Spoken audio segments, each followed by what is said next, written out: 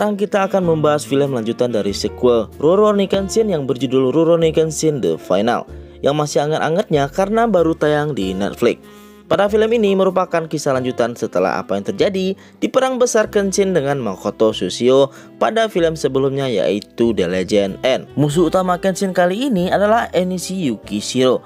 Enishi bukanlah orang asing dalam hidup Kenshin. Enishi adalah adik ipar Kenshin dari pernikahannya dengan Tomoe Himura. Enishi menjadi gila dan penuh dendam karena Tomoe mati tragis di pelukan Kenshin sembari menghilangkan luka di wajah sang Battosai. Enishi yang penuh dendam bahkan hampir mati di daratan Tiongkok. Saking traumanya, rambut Enishi memutih seperti penuh uban. Tak perlu berlama-lama lagi, langsung saja kita masuk ke alur cerita Rurouni Kenshin The Final.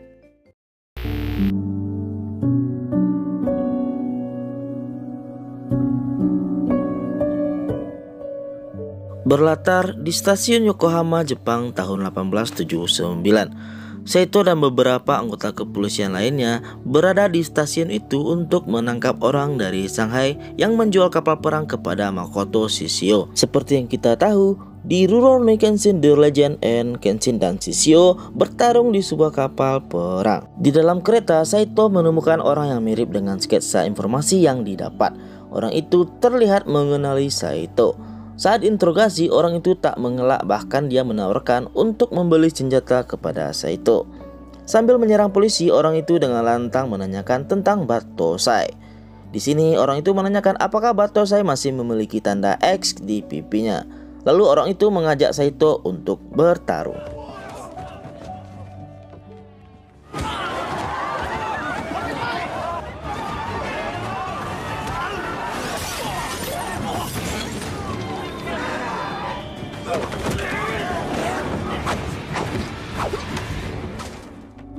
Setelah membuat anggota polisi kewalahan, begitu berhadapan langsung dengan Saito sambil tersenyum, orang itu lalu menyerahkan dirinya dengan sukarela.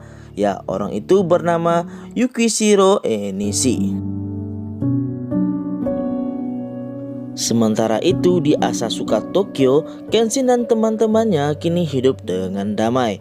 Dengan gembira mereka semua menyaksikan arak-arakan pengantin di kota itu.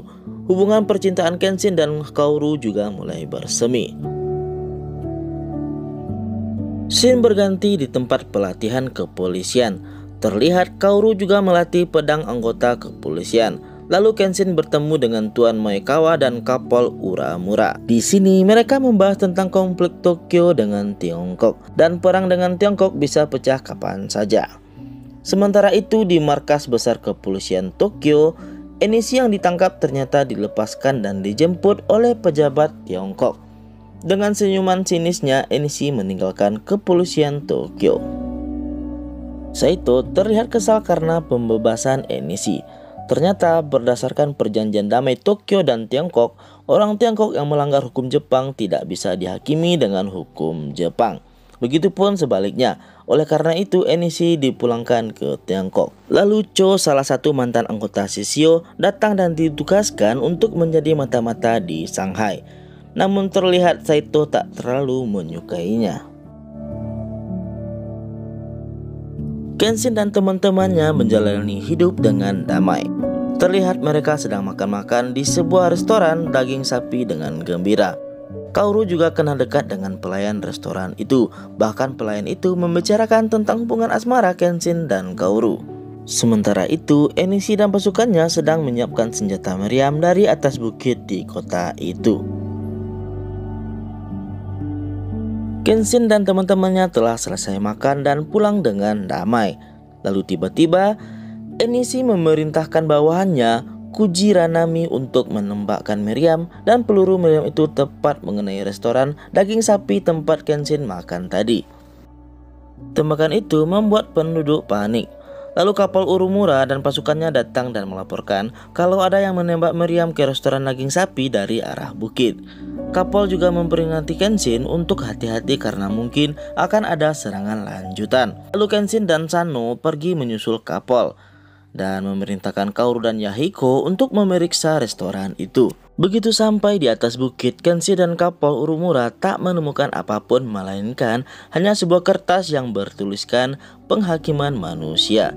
sama seperti yang dilakukan oleh Kenshin saat menjadi Battosai dulu. Sampai di sini Kenshin dan kapal belum tahu siapa yang berada di balik kekacauan ini.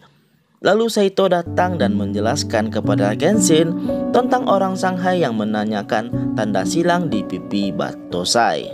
Sementara itu, di kota penduduk yang terluka dirawat di klinik Megumi. Kenshin pun kembali ke dojo dengan bermenung entah apa yang dia pikirkan. Sanosuke juga memaksa Kenshin untuk menceritakan apa yang dia ketahui. Lalu tiba-tiba, seseorang yang penuh luka datang dan meminta bantuan kepada Kenshin karena ada pembantaian di dojo Maekawa.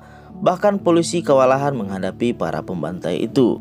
Kenshin dan Sanosuke langsung menuju dojo Maekawa. Di tengah perjalanan mereka bertemu dengan rombongan kepolisian. Lalu polisi itu mengatakan kalau keberadaan Kapol Urumura tak diketahui. Sehingga Sanosuke menyuruh Kenshin untuk mencari Kapol Urumura dan Sanosuke yang mengurus dojo Maekawa. Dan benar saja, kediaman Kapol Urumura juga sedang diserang. Orang itu memporak-porandakan kediaman Kapol Urumura. Untungnya saat hampir membunuh istri dan anak Kapol Urumura, Kenshin datang dan langsung menyerang orang itu. Bawahan Enishi langsung menyadari Kenshin adalah Battosai sang pembantai, dan pertarungan pun terjadi.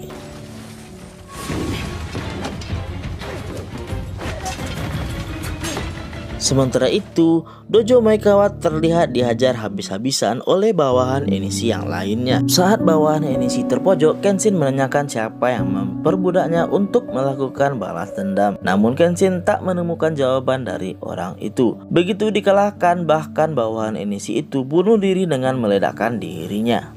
Sementara Sanosuke yang menyusul ke dojo Maekawa datang terlambat. Sanosuke hanya melihat orang-orang yang mati terkapar dan tak menemukan penjahat itu. Pagi pun tiba. Kenshin berjalan pulang sambil berpikir keras siapa di balik semua ini.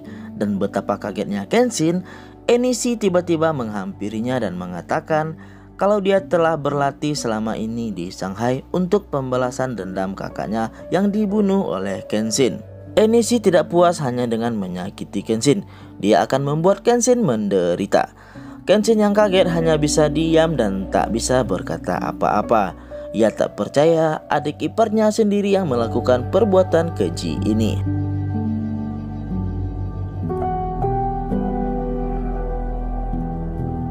Kepolisian mulai bersiaga untuk menjaga keamanan Tokyo karena penyerangan kediaman Kapol Urumura dan dojo Maekawa tadi malam. Cho juga memberikan informasi lokasi gudang senjata Enishi kepada Saito yang berada di kediaman orang Shanghai yang bernama Heising. Lalu scene berganti di kediaman Heising. Ternyata Heising dan Enishi telah membuat kesepakatan di mana Enishi akan memberikan organisasi dan semua senjatanya kepada Heising begitu balas dendam pribadinya selesai. Enishi lalu mengenang kenangannya bersama almarhum kakaknya Tomoe Himura.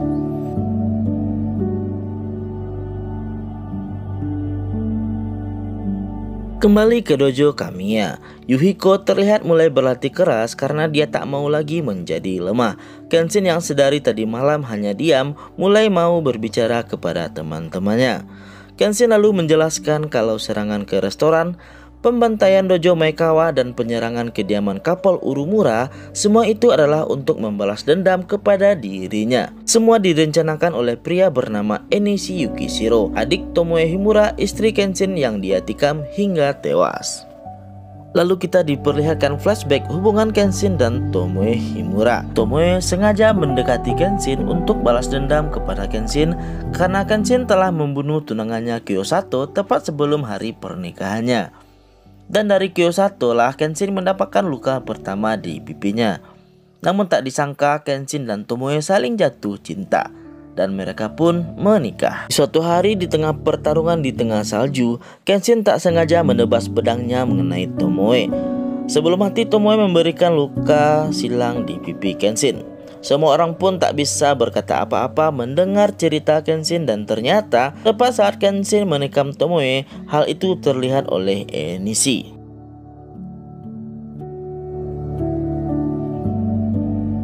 Kaoru yang mendengar cerita itu dari Kenshin sangat kasihan kepada Tomoe. Tomoe membenci dirinya sendiri karena mencintai orang yang membunuh cinta pertamanya. Oleh karena itu, Tomoe dengan sengaja ingin dibunuh oleh Kenshin. Megumi lalu menyuruh Kaoru untuk menghibur Kenshin. Scene pun berganti di kediaman Enishi. Ternyata Cho hanya pura-pura menjadi mata-mata kepolisian Tokyo. Cho memberikan informasi palsu tentang gudang senjata itu kepada Saito, dan oleh karena itu dia mendapatkan hadiah pedang Tiongkok Wudao dari Enishi. Meski begitu, Cho merasa sombong dan menantang Enishi untuk bertarung. Hanya saja di sini tak diperlihatkan pertarungan Cho dengan Enishi.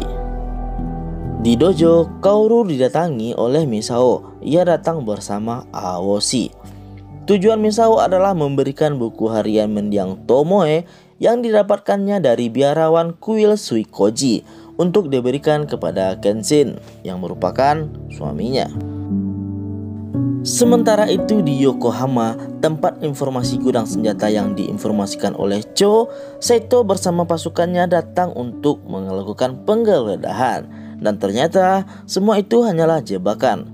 Saito pun tak mampu melawan pasukan Heising yang banyak. Di malam yang sunyi itu, Enishi mendatangi kota Tokyo dengan balon udara. Ia menyebar kertas yang bertuliskan penghakiman manusia. Lalu tiba-tiba kota Tokyo dibombardir oleh bom, sehingga membuat Tokyo menjadi lautan api. Kenshin berlari dan mencari sumber ledakan bom itu dan bertarung dengan Kujira Nami. Aoshi yang kebetulan berada di Tokyo juga turut membantu Kenshin membasmi pasukan Enishi.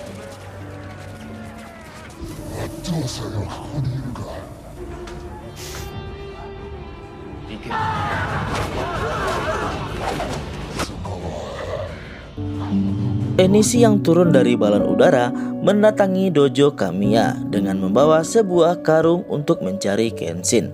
Tapi di sana dia bertemu dengan Sanosuke. Sanosuke yang menyadari orang itu adalah adik ipar Kenshin langsung bertarung dengannya. Namun sayangnya kekuatan Sanosuke tak sebanding dengan Enishi. Aoshi juga terluka saat melindungi warga dari serangan bom. Meski begitu, Kenshin berhasil mengalahkan prajurit bersenjata Enishi. Setelah mengalahkan Kujira Nami, Kenshin bergegas menuju dojo. Tapi begitu sampai Kenshin sudah terlambat. Semua orang terkapar pingsan, begitu juga dengan Sanosuke. Dan ternyata Kaoru telah dibawa oleh Enishi untuk dijadikan tawanan. Karung yang dibawa oleh Enishi tadi berisi mayat Cho. Di mayat Cho terdapat kertas yang ditujukan untuk Kenshin, yang mana kertas itu bertuliskan Enishi akan melakukan penghakiman manusia. Malam mengerikan itu pun berakhir.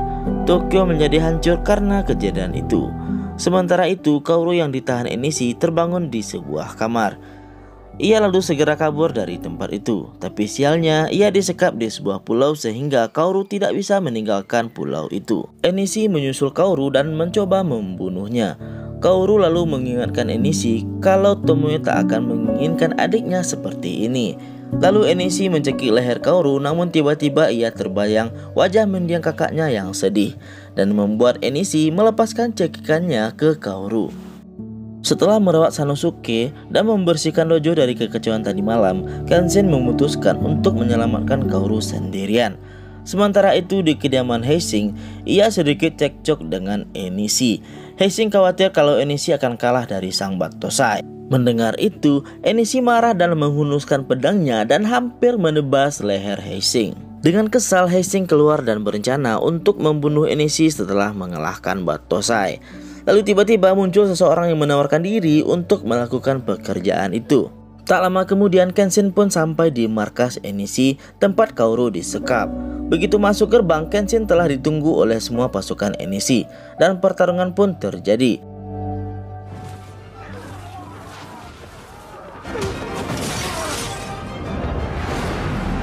Meskipun kuat, Kenshin terpojok juga melawan para penjahat itu. Lalu tiba-tiba Misao datang bersama pasukan ninjanya. Saito juga datang bersama anggota kepolisian, dan yang tak terduga, meskipun terluka parah, Sanosuke juga turut datang membantu Kenshin. Melihat bantuan dari teman-temannya, Kenshin bergerak masuk ke dalam untuk mencari Kaoru. Lalu tiba-tiba Kenshin disekap oleh pasukan bersenjata api milik Heising. Dengan kecepatannya, Kenshin berhasil menghindari semua tembakan itu. Bahkan Kenshin mampu menumbangkan Heising. Heising lalu memanggil pembunuh bayarannya, yaitu Sojiro Seta. Melihat kedatangan Sojiro Seta membuat Kenshin kaget dan bersiap siaga, karena Sojiro Seta adalah lawan yang sangat kuat. Lalu tiba-tiba, bukannya menyerang Kenshin, Sojiro Seta malah menghunuskan pedangnya ke pasukan Heising. Di sini Sojiro Seta mengaku hidupnya tak berarti setelah dikalahkan oleh Kenshin dan memutuskan untuk membantu Kenshin yang dia panggil Tuan Himura.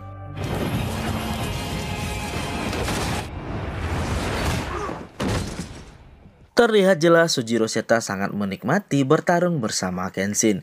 Ia pun menyuruh Kenshin untuk mencari Kaoru dan menyerahkan pasukan Heising kepadanya. Sementara itu Misao dan Saito juga bertarung dengan sengit melawan pasukan Enishi.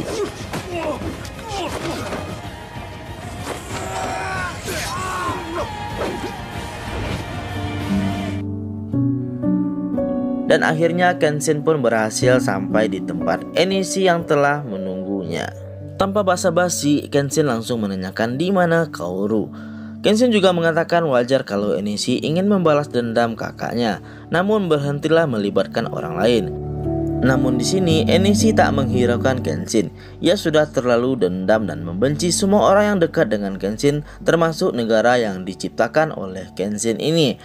Lalu Enishi mengambil pedangnya dan langsung menyerang Kenshin.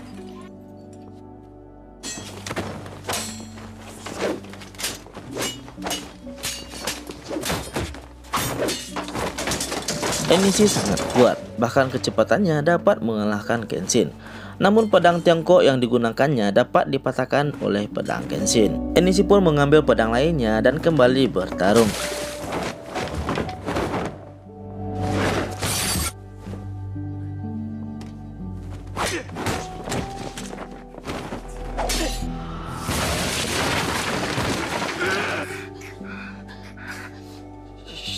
Kali ini Kenshin dibuat berlutut oleh Enishi. Enishi lalu mengkonfrontasi Kenshin kalau dosanya sangat banyak. Kenshin bahkan tak bisa menghitung berapa banyak orang yang telah dia bunuh. Enishi juga menyuruh Kenshin untuk bunuh diri dengan menusuk pedang bermata terbalik itu ke tubuhnya sendiri sebagai tanda penebus dosanya. Kenshin lalu mengatakan ia harus menghentikan Enishi demi teman-temannya dan kedamaian yang Tomoe inginkan. Sementara itu, Kaoru yang disekap di sebuah kamar melihat lukisan wajah Tomoe. Kenshin ingin membuat Enishi sadar dengan mengatakan perasaan Enishi pada Tomoe tidaklah salah. Begitu juga kebenciannya kepada Kenshin. Yang salah adalah cara hidup Enishi. Lalu Kenshin menyerang dengan kekuatan penuhnya.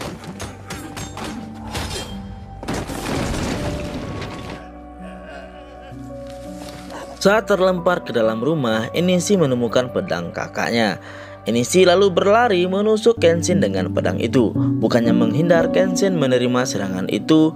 Lalu Kenshin meminta Enishi untuk sadar dan Kenshin meminta maaf kepada dirinya. Lalu tiba-tiba Heising datang dan langsung menembak Kenshin dari belakang. Bahkan Heising juga berencana menembak Enishi. Tapi untungnya Kaoru datang dan menghentikan Heising. Heising yang kesal lalu mencoba menembakkan pistol itu ke Kaoru. Dan secara mengejutkan Enishi dengan cepat melindungi Kaoru dari tembakan itu dan langsung menghajar Heising. Kaoru dan Kenshin menghentikan Enishi. Mereka tak mau Enishi membunuh orang lagi. Kenshin juga berterima kasih kepada Enishi karena telah menyelamatkan Kaoru. Enishi lalu berteriak menangis. Kalau orang yang ia ingin lindungi malah tak bisa dia lindungi. Enishi pun mengenang kenangannya bersama Tomoe.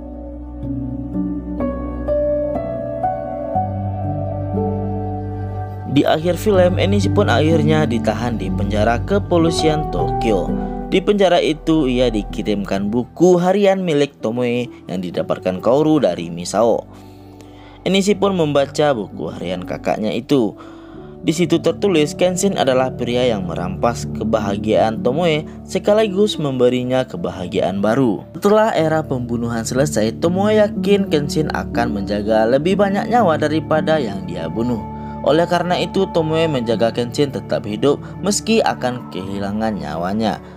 Membaca buku diari kakaknya membuat Enishi menangis terisak-isak. Kehidupan dojo pun kembali damai. Kenshin dan Kaoru mengunjungi makam Tomoe. Di sini Kenshin yakin kalau Enishi akan sadar sampai melihat kakaknya yang berada dalam pikirannya itu tersenyum kembali. Kenshin dan Kaoru lalu meninggalkan makam Tomoe.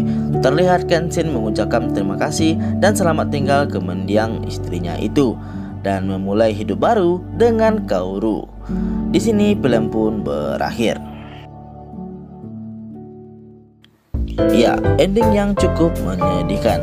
Pelajaran yang dapat kita ambil dari film ini adalah jangan sampai dendam kita pada satu orang membuat kita lupa diri dan malah melukai orang-orang yang tak bersalah. Sekian dulu untuk video kali ini. Thank you and goodbye.